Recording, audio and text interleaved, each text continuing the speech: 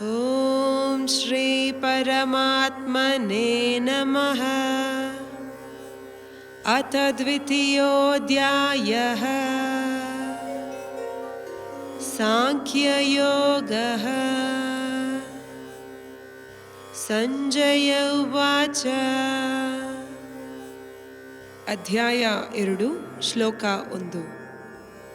ತಾಂ ತಥಾ ಕೃಪಯಾವಿಷ್ಟಂ ಅಶ್ರುಪೂರ್ಣಾಕುಲೇಕ್ಷಣಂ ವಿಷೀದಂತಂ ಇದಂ ವಾಕ್ಯಂ ಉವಾಚ ಮಧುಸೂದನಃ. ಶ್ಲೋಕನ ಅರ್ಥ. ಸಂಜಯ ಹೇಗಿದ್ರು?